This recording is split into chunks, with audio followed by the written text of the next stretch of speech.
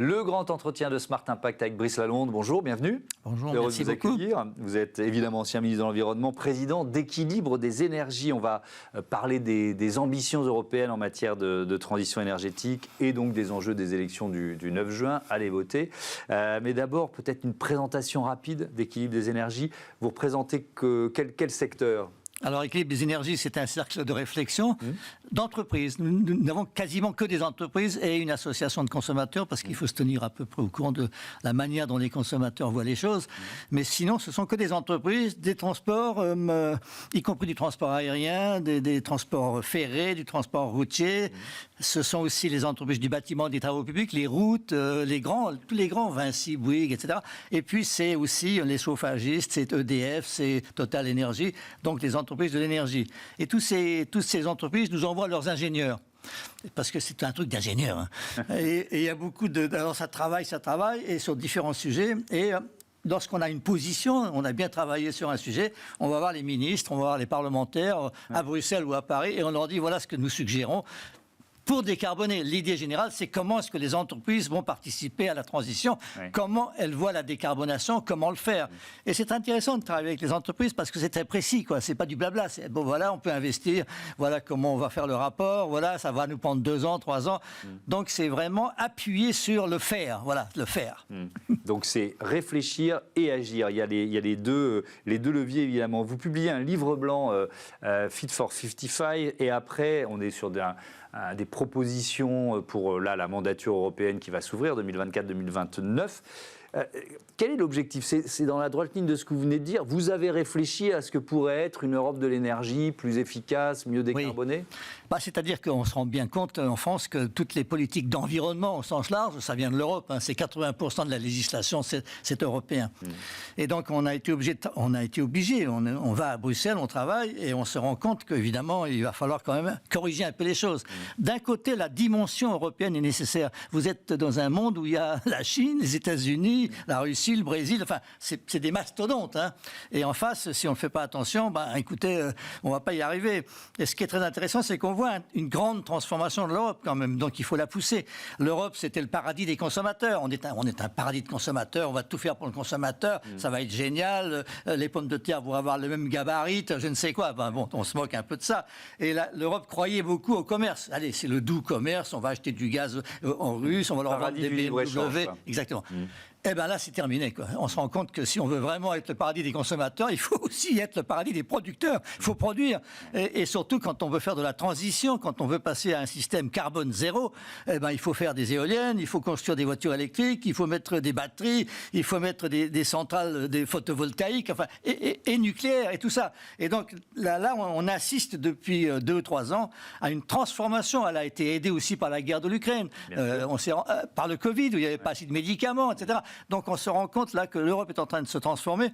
Et comme elle ne sait pas très bien comment faire, elle commence par des exceptions à la règle. On va faire des projets d'intérêt européen et on va autoriser les États à subventionner des entreprises. Mon Dieu, quelle horreur, on aurait entendu ça il y a 10 ans, c'était pas possible. Donc il y a cette transformation et c'est plutôt une bonne chose, mais il faut aller un petit peu au-delà. Il y a beaucoup de choses qui ne sont pas faites correctement, nous semble-t-il, et donc nous avons fait ce livre blanc pour le donner aux parlementaires européens, pour aussi demander aux listes qui se présentent un peu comment elles voient les choses, les positionner, etc.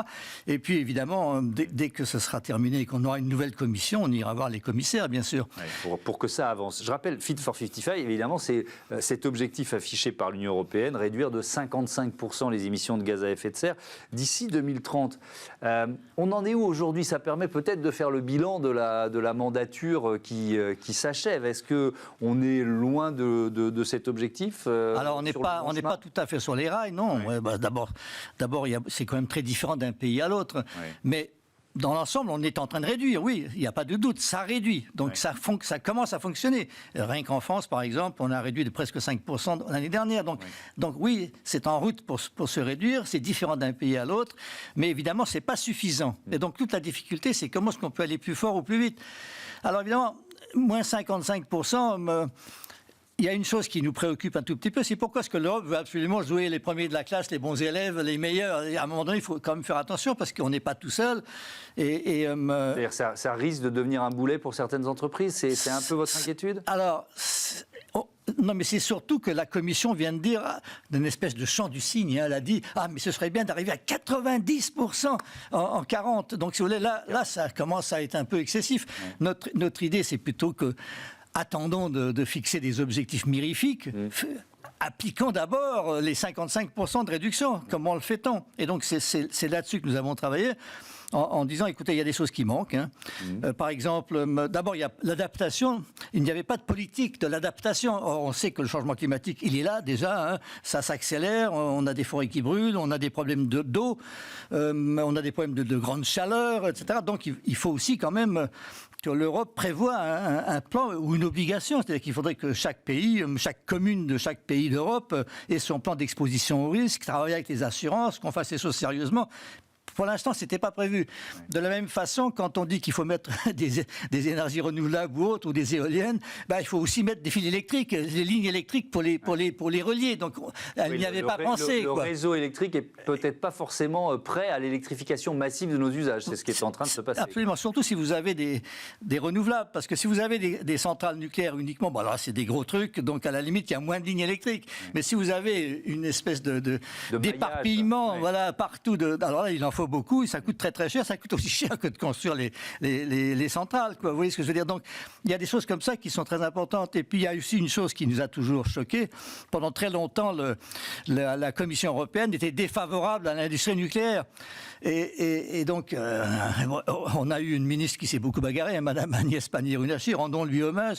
Elle s'est beaucoup bagarrée, de manière à ce qu'enfin le nucléaire fasse partie de la panoplie des techniques qui sont autorisées. Mais il y avait une chose, si vous voulez, très différente. Là, les États-Unis, par exemple, en 22, ont créé une grande loi qui s'appelle la loi de l'inflation, en fait. Inflation Reduction Act. Exactement. Qui fonctionne un peu comme un aspirateur à projet, quoi. Vous avez un projet de décarbonation, venez chez nous, on va vous aider. Exactement. Ouais. Et donc, c'est un truc très simple, c'est moins vous envoyez de gaz à effet de serre, plus vous avez d'argent. Je simplifie, quoi. Oui, c'est ça. Et ça marche comme ça à l'échelle du pays tout entier, donc des 50 États. Est-ce qu'il y a des grands projets européens? Non, alors justement, le problème, c'est que... Qui ont déjà décidé d'aller aux États-Unis à cause de cette loi. Alors il y en a en Allemagne. Oui, il y en a déjà des gens qui sont intéressés, bien sûr. Et parce que c'est très simple. Et ça marche et c'est très simple. Et en plus, les coûts de l'énergie ne sont pas très élevés aux États-Unis en ce moment. C'est un double argument. Voilà. Les subventions et l'énergie est moins chère. Ouais. Voilà, les subventions, ce sont des crédits d'impôt surtout. Ouais. Et comme en Europe, on ne peut pas suivre parce qu'il y a 27 systèmes fiscaux différents. Ouais. Vous voyez ce que je veux dire? Bien sûr. Et en plus de ça, la Commission, au lieu de dire tout ce qui réduit les émissions, c'est bien, elle a dit, ah non, je vais choisir les bonnes techniques. Ça s'est appelé la taxonomie ou des choses de ce genre-là. Et donc, je pense que là, c'est une erreur.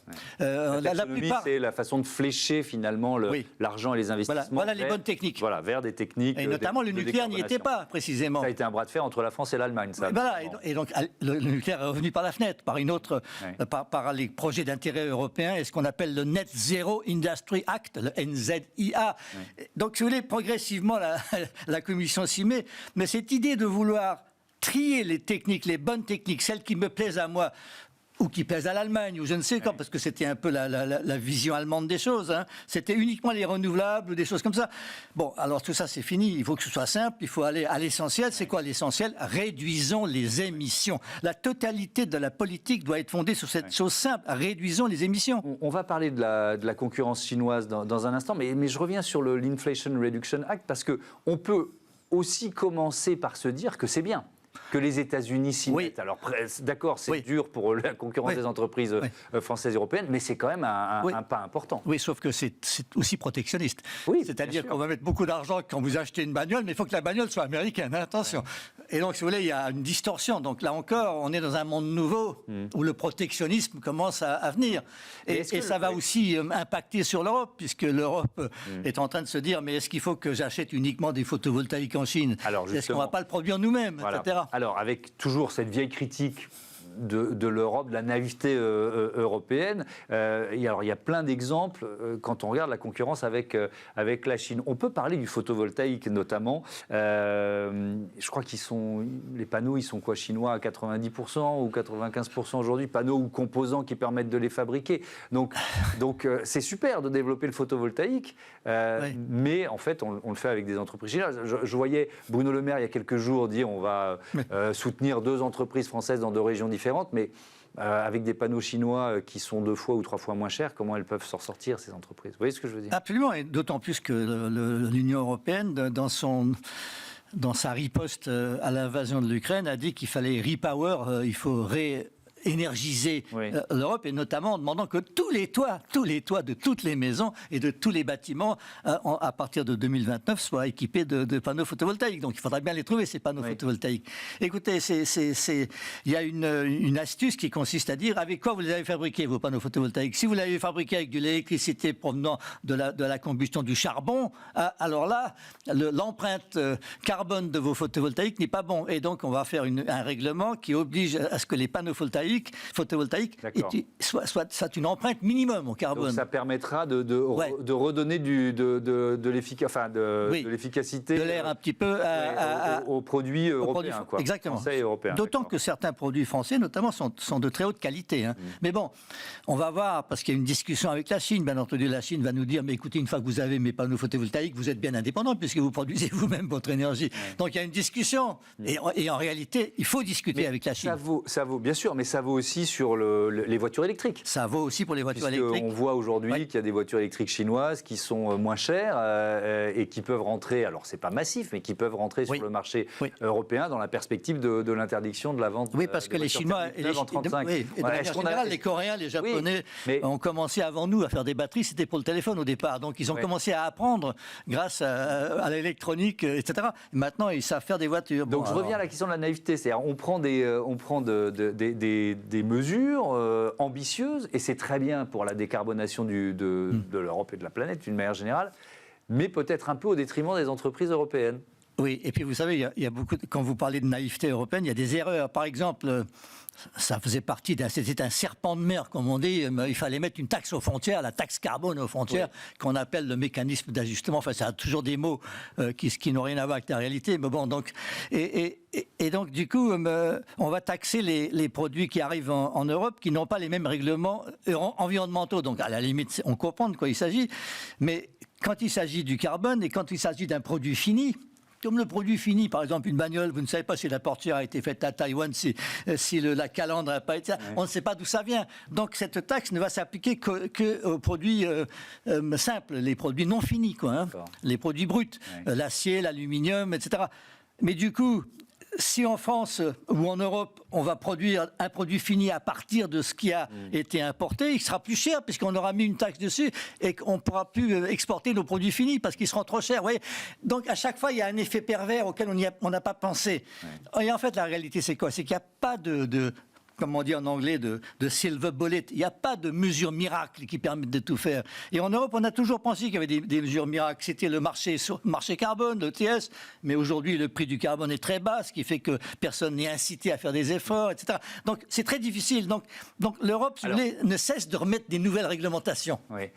Et quand même, elle se défend, l'Europe. Et on reste sur ces thématiques avec notamment une double enquête qui est lancée sur les éoliennes. Sur les voitures, sur les éoliennes, pour éventuellement décider de mesures de rétorsion ou de taxes supplémentaires sur les produits qui viennent de Chine, avec quand même un risque, et vous disiez il faut discuter avec les Chinois tout à l'heure, un risque de mesures de rétorsion. Oui, exactement, il faut discuter avec les Chinois, parce que si vous voulez, en plus de ça, on ne peut pas tout faire. Alors donc, travaillons.